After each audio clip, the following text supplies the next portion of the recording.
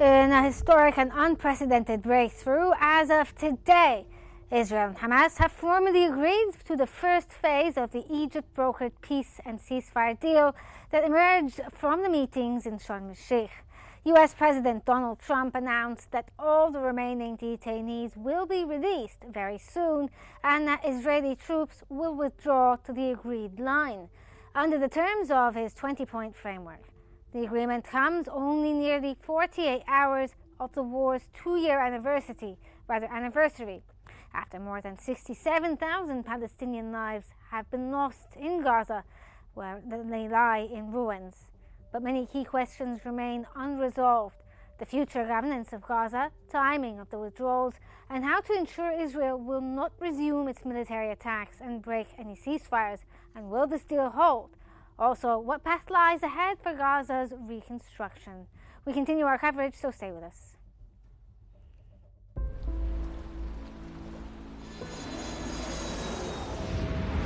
الآن في شرم الشيخ بتجرى مفاوضات لإنهاء الحرب. I may go there sometime toward the end of the week, maybe on Sunday. لازم أسجل بتقدير واحترام شديد للرئيس الأمريكي ترامب على إرادته الحقيقية في إنهاء الحرب خلال جولة المفاوضات الحالية.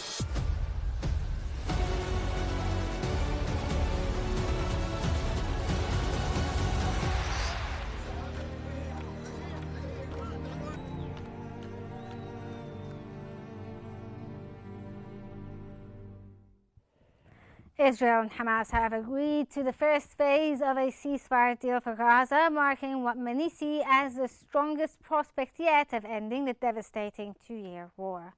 The plan was announced by Donald Trump via Truth Social platform, declaring that all the detainees will soon be released and that Israeli troops will withdraw to a designated line as an initial step towards strong, durable, and everlasting peace.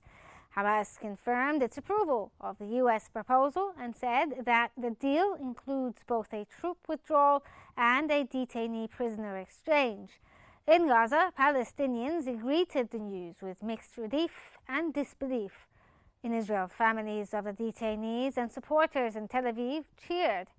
In Israel's parliament, Netanyahu called the agreement a diplomatic and moral victory, while Israel's security cabinet moved to formally approve the prisoner release despite internal opposition from hardliners in his ruling coalition. The past ceasefires collapsed when enforcement failed, and stresses that the agreement's success now depends on the strict implementation and a credible oversight.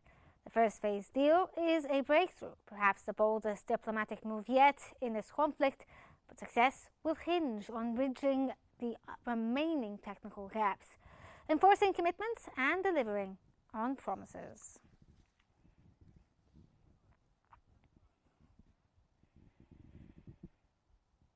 The EU's Foreign Affairs Chief Kaja Kallas said Israel and Hamas agreed to the first phase of the U.S. Gaza plan is a significant breakthrough and a real chance to end the war and release all the detainees, calling it a major diplomatic accomplishment.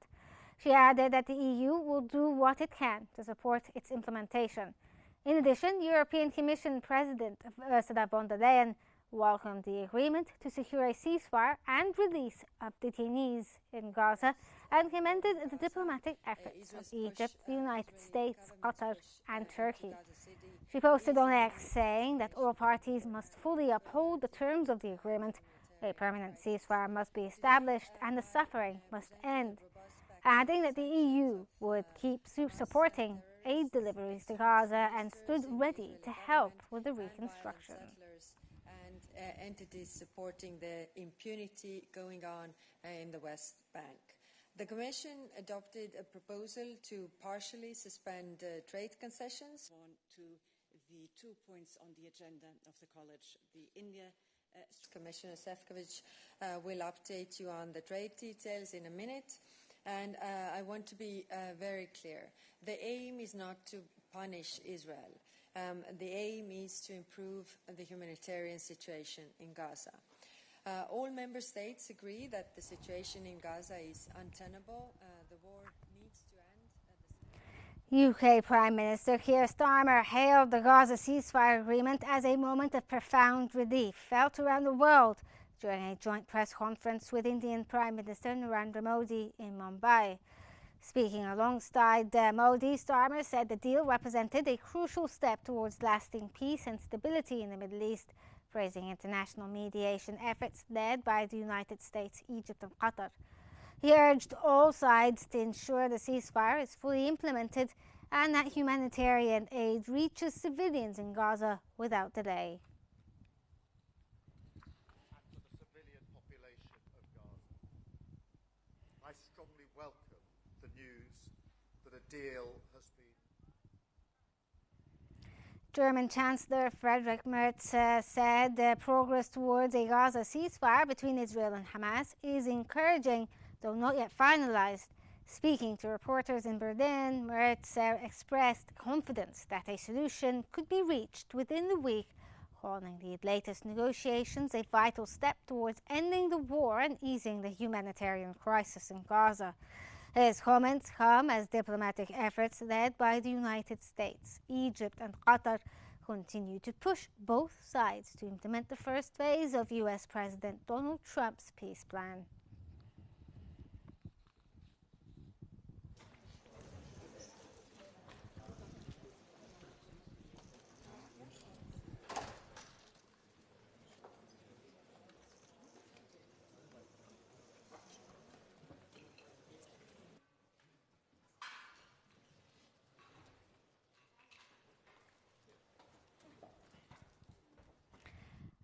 For further analysis, we're joined from Ramallah by Mr. Ahmed Fattouh, a Fatah Movement spokesperson. Thank you, sir, for joining us. Thank you for having me. Firstly, let's start off by asking, now Trump declared that both Israel and Hamas have signed off on the first phase of this 20-point plan, with all the detainees to be released soon, and the Israeli forces are meant to pull back to the yellow line. What leverage really remains to ensure the Israelis abide by this pullback? And of course, congratulations to every Palestinian out there that the ceasefire hopefully will go through. Thank you. And it is a historical moment after 2 years of genocide, of enduring this mass murder, mass ethnic cleansing, the starvation, all forms of barbarity and cruelty at the hands of the Israeli occupation. Finally, the Palestinians in Gaza are sleeping, for peace for the first time, without horror, without fear. And we hope that this time it will be perpetual, this time it will be lasting peace and will be guaranteed and ensured by the United States not to be violated by the Israeli occupation like the first one in January. What assurance we have is the international community, is the United States, is President Trump, to ensure that Israel abide with this peace plan. And with the hostages swap, I believe that will remove all pretext from the Israeli occupation to prolong this war any further, because at that stage, if they go back to war, it will be only for the sake of killing and occupying Palestine, which is totally rejected by the international community. So that excuse that Netanyahu used and squeezed for the last 2 years, the excuse of hostages, while his aim was the mass killing and mass transportation of Palestinians outside Gaza, failed. Now he has no more options but to listen and to abide by the word. And we hope that President Trump will be a guarantor for this deal and to go forward into a lasting peace that would be based on the two-state solution. Yes. Well, Trump also said on his Truth Social post earlier that he basically announced that the deal is done and all parties will, quote, be treated fairly. Do you think that this bothers Netanyahu to think that this may mean that the U.S. does not necessarily prioritize Israeli need to further continue this war? Well, I believe peace in total bothers Netanyahu. Netanyahu is a man of war, a man of occupation, a man of settler expansion, colonialism. We have heard his approaches, his speeches, his ideologies. He's after Greater Israel. He said it clearly. So he was planning for an endless war. But of course, the United States cannot support this endlessly. And what Trump said in his statement actually insinuate that this is the time that we also recognize the Palestinian people's rights, because we have to be very honest with ourselves and we have to be sincere. If we are seeking a lasting peace, two parties of this peace deal must have their rights. It cannot be taken when one part has all the rights and the other don't. So if there is a request for a perpetual peace, that means the Palestinians must gain their independence and freedom on the 1967 borders.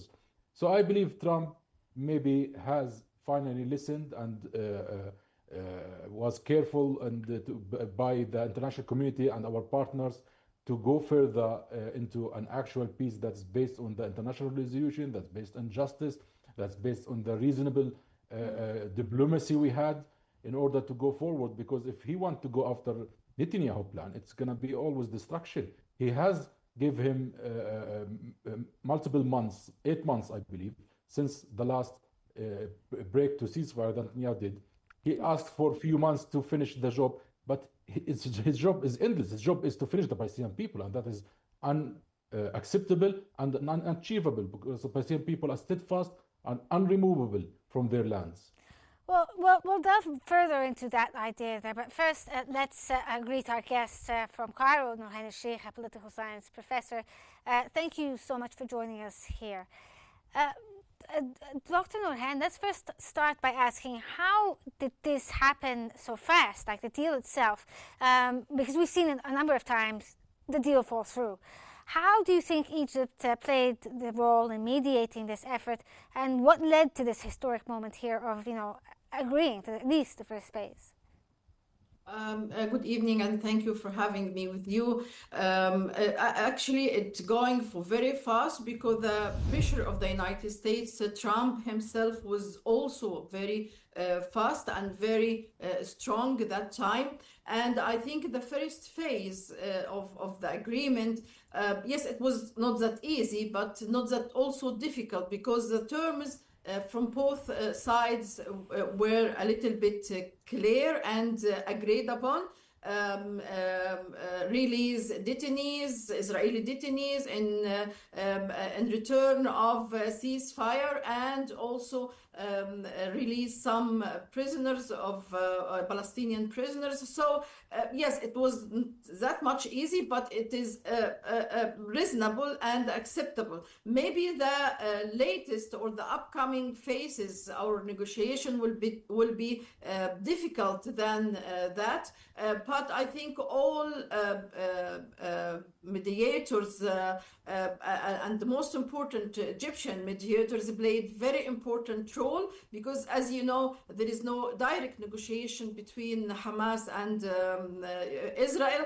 So the role of mediators from Egyptian side, actually hosting the talks in Sharm el-Sheikh was very good idea, brilliant idea, because all parts at the same place.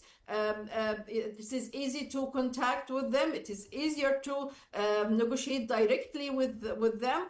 So I think that was also a brilliant idea, and that helped a lot to facilitate negotiation, particularly that Egypt was a little bit open. It wasn't dominate or hegemony the mediator role. It was open for Turks, for Americans, for delegation from Qatar, from some European countries. So all that helped to, and above all, the American one. Yes. So all that facilitate the negotiation for sure. Well, since you're talking about facilitating the negotiations, and now it's becoming a reality, and for the last 2 years we've been talking about the day after plan, but now it seems that this is something that's going to be possible. Now, France will hold a meeting in Paris with the Arab and European nations to discuss these day after plans for Gaza if the ceasefire does go ahead, hopefully as planned. Now, ministers from Egypt, Jordan, Saudi Arabia, Qatar and the UAE will also attend, in addition to European counterparts like the UK, Italy, Germany, Spain, as well as Turkey and other EU members. What are your expectations from this meeting, given that the Israelis obviously will not attend as well? The point you mentioned is very important. We have two main parts or players should attend if we really looking for a strong and reasonable results. The Israelis and Americans also. The Paris meeting is very important. It can help to have some consensus concerning what will be next and after ceasefire, the day after war that we are long talking about. But that would not enough unless we consult that with Israelis as well as with the Americans. And I think the American participation is very important, because without the pressure of United States, with Trump himself, Israel will not be flexible in negotiation, and we may be back to 2.0 again in negotiation. Okay, let's get Mr. Fattouh's opinion here. Now, do you think that Netanyahu took what he wanted from this deal?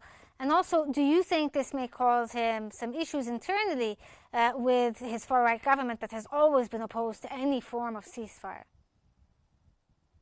Of course, his government will oppose any form of ceasefire, but I think the pressure coming from Trump is decisive and determined in order to stop his endless war and his genocide. So he's going to comply eventually, and his government is willing to comply. Let's be frank with ourselves. Israel rely heavily on the United States. Without United States support, they couldn't run the war more than 2 months or 3 months. So I think they will comply eventually. Now, the deal, of course, has left many room for negotiations in the future. It does not speak clearly about the state of Palestine. The issues of governance and sovereignty over the land has been omitted. So Netanyahu maybe removed some items, but also the Americans did not close the door, so the door is still open. And the mediators and the Arab meetings, and especially the meeting running in Paris, is to insist and to support that part of the deal that need to be achieved. Well, as you said there, sir, I mean, there is sort of it's more favorable, the deal itself, initially, as it was towards the Israelis. But do you think there's enough room to negotiate things when it comes to the Trump plan, especially, that we've seen instances where, members of Hamas and other movements have stroked, basically, the Trump ego and thanking him for his efforts and so forth? It might encourage more pushback. Do you think this is true? The deal state a very important 3 things. One, it stopped the annexation scheme, it stopped the transfer scheme, and it stopped the genocide. So our priority right now is to stop the genocide and go into the transfer and swap of hostages. That would dismantle and release the tension and dismantle the pretext from Netanyahu and his far-right government that is using for the last 2 years to continue this war. And President Mahmoud Abbas, Palestinian factions, Fatah and all factions, and PLO welcomed highly Trump's announcement of the peace and the Arab position and the mediators' great efforts in order to reach this point in history. Now, the challenge will be in phase 2 and further. Phase 1 is more technical, more about the prisoners and hostages. It does not discuss the political aspect, the financial aspect. Statehood, yeah. Exactly. The reconstruction aspect, these are, deterministic items. These are, very vital for how we would proceed. And we rely heavily on our partners and friends in regional countries, in the Arab world, in the Islamic world, or in the international community. So that's why I believe the meeting in Paris is to insist on what we have reached into the New York Declaration and the New York meeting, and followed by the World Summit for the question of Palestine in the United Nations in September, which came to the conclusion and set terms and points onto how to reach the two-state solution. Among them, and the most important part of them, is the sovereignty and independence of the Palestinian state over the 1967 borders, and to go into an international conference for peace in order to apply and implement the UN resolution related to these parts. So that is the major point. United States are not there yet, but I believe they will be, in the same table very soon. Hopefully. Dr. Nurhan, if we can get your opinion here. Now, how do you see that? How did the Israeli far-right receive this deal? The deal basically blocked many goals for the far-right, where they wanted to forcibly displace and annex parts of the West Banks as well. How do you read this, especially with statements coming out from these ministers like Smotrich saying that once the exchange happens, he hopes that the war will resume and that there will be no Palestinian state, basically?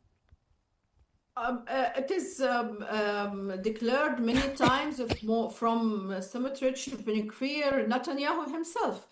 He said that there is no exist for a Palestinian state. So it is nothing new of that. Their dreams of great Israel, it's okay. This is their own problem, their own dreams. But the realities on the ground, I think it's changed a lot. The agreement we reached, very important. Yes, it is first phase, first step, but I think and I quite believe that it will open the gate to more and more phases until we reach the full independent Palestinian state. One of the most important development is, from my point of view, is the attitude of Hamas itself. Now Hamas accepting to give up its arms, to integrate itself with other fractions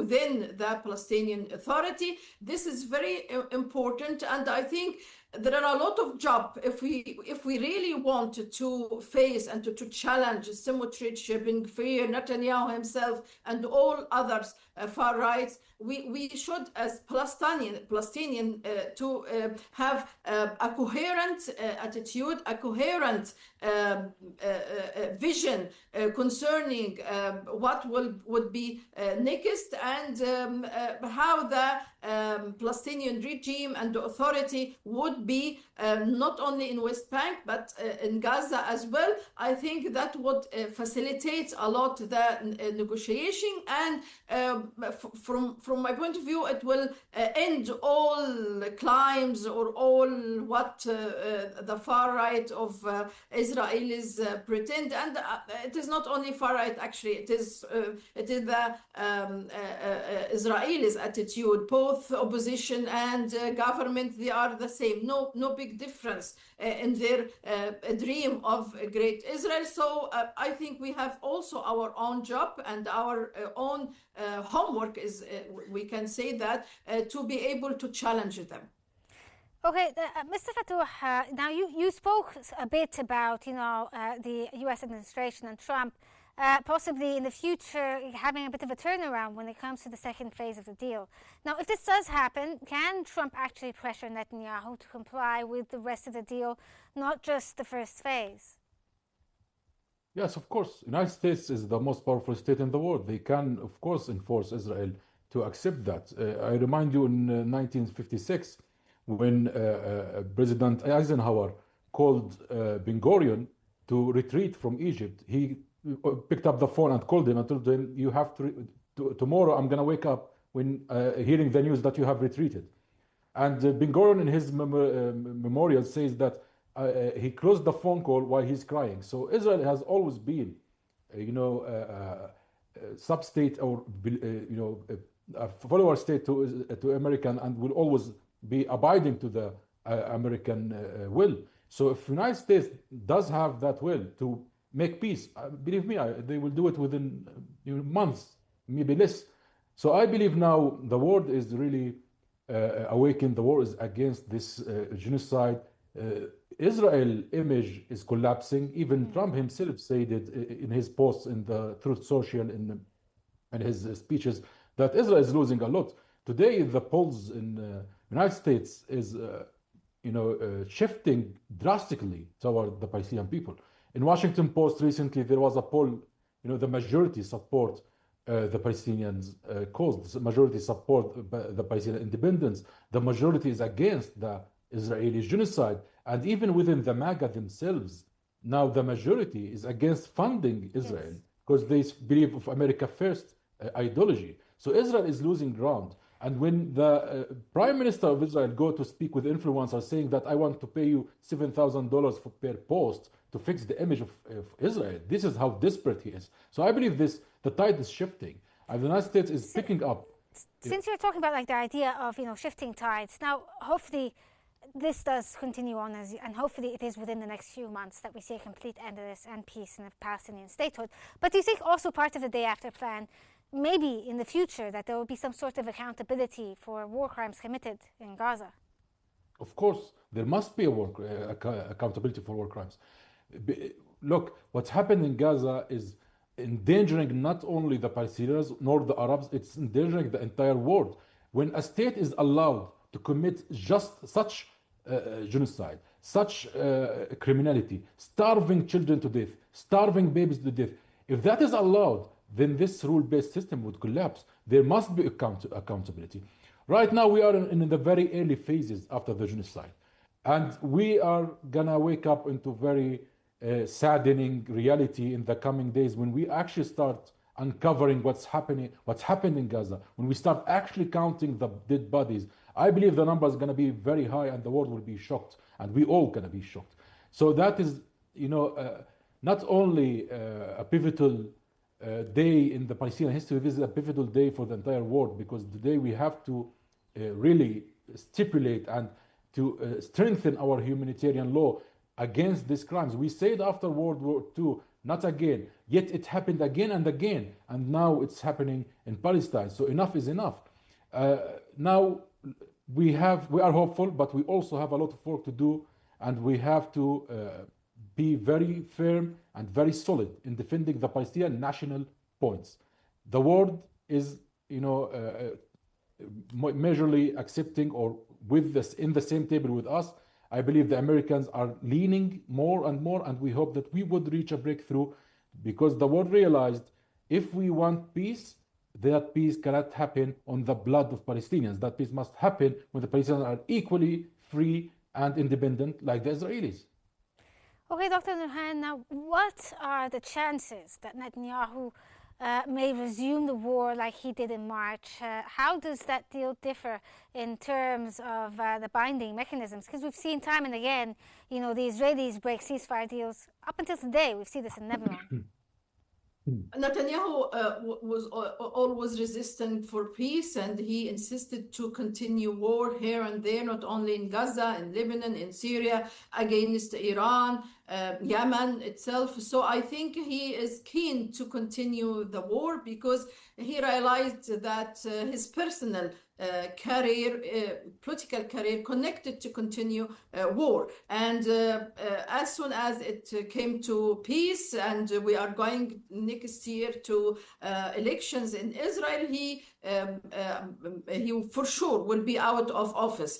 So I think he is keen to return to war and to spoil the negotiation by way or another. But I think with that consensus, Arab, European, worldwide consensus, plus the American support from Trump himself and his administration, I think he cannot do a lot. And we should, in upcoming days, we should push more and more to continue negotiation. But will there be possibly within this deal some form of mechanism to hold the Israelis accountable if they break the ceasefire?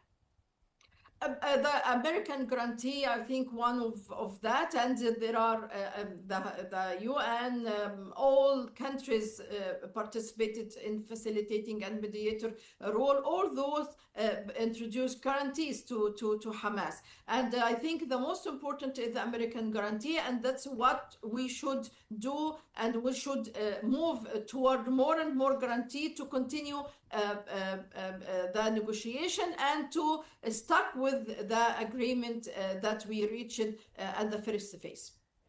Okay, let's move to Mr. Fatouh. Now, do you think that the schemes of forcible displacement that the Israelis tried to push for many, many months, as well as blocking aid and the many, war crimes and tactics that they've used, are for now forever closed? Yes, it's finished. Now it was closed by Egypt, it's closed by Jordan, and now even by Trump. So I believe Netanyahu has no way to execute this scheme of displacing and moving the Palestinians out of their lands. And the steadfastness of the Palestinian people affirmed again and again to the Israeli occupation, we are not leaving from this land. So either you accept a Palestinian state or it's an endless cycle of struggle. I believe Trump himself has changed drastically from his position in January. And now he's speaking about a perpetual peace. He's congratulating the Arab world and the Muslim world as well as Israel. And he's saying about, a peace between the whole region. So if he is speaking about such wide project, that means that he is also referring to the major points of conflict, which is the occupation, the land, Jerusalem, and the refugees. So I believe these plans died forever. Okay, Dr. Nurhan, on a kind of lighter note here, do you think that Trump pushed or pressured these parties to reach this deal, possibly for also personal reasons like winning the Nobel Peace Prize that he's talked about so many times?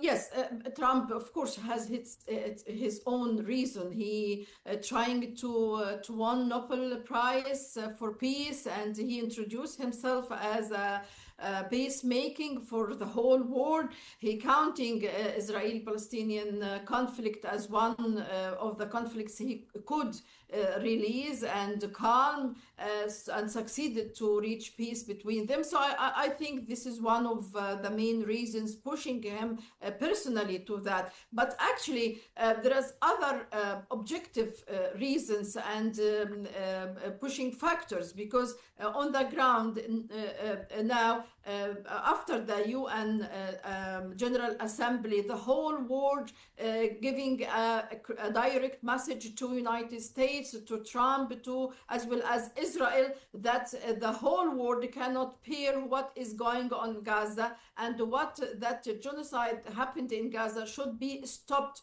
as soon as possible. And that was, I think, one of the main reasons pushing forward Trump to do what he has done and to suggest his plan, plus what happened with Qatar. Because actually what happened with Qatar was very harmful to United States as a partner, as ally, and it really affected the status of the United States in the whole region, maybe in the whole world, and create more doubts about how to be a reliable, or how the United States is a reliable ally. All those factors push him to do something real for stop war, and we hope that continue in the future. Okay, Mr. Fattouh, if you could answer as briefly as possible, because we're running out of time. Now, Trump always talks about the idea of the Middle East peace, as what he terms it, not just a ceasefire. In your opinion, how does Israel, especially the far right, see this holistic approach? Sorry, I didn't hear the last bit. In your opinion, how do you think that the far right could possibly view this holistic approach? They are not after peace. They have said it again and again. They don't want a Palestinian state. They don't want to give Palestinians any rights. And without that, there is no peace with, or no relation with, the Arab world. The Arab Peace Initiative in 2002 was very clear. If you give the Palestinians their rights and allow them to establish their independent state, there shall be normalization. They couldn't give that to the Palestinians nor to the Arabs. So without these facts taking place on the ground, I don't think there's any change. The far right has this curse of the Zionist ideology. It's not going to change. This extremist religious Zionist ideology, that will not change. The society inside Israel now requires some sort of shifting and change of their ideology, and I believe the camp of peace need to step in and to pressure further. I don't believe the far right is going to win major seats in the next election, which is very soon. I believe more, less far right parties will go there, but unfortunately, most of the parties there in government in this coalition is still right. Yes. We have the far right and right. We don't have the center or the left. So I hope the next election is going to change this and change this mentality, and especially that we are hearing words from Albert and Ehud Barak and from the former Shin Bet chief saying that Israel is committing genocide. So I hope there's a change. Hopefully there's change, yes, in Israeli society in general. That was Ahmed Fattouh, the Fatah movement spokesperson. Thank you so much, sir, for joining us. And also Nurhan al-Sheikh, a political science professor. Thank you again for joining us, and thank you both for your insights. A new hope was born in Gaza, forged in Sharm el-Sheikh, led by Egypt, tested by time. Hopefully, the Palestinians will be able to sleep for the first time in peace after 2 years of continuous violence and severe aggression, and watched by a world praying for this peace to endure and for the safety of all Palestinians. This brings us to the end of our special coverage for this hour. Thank you for watching, and stay tuned for more here on Q News.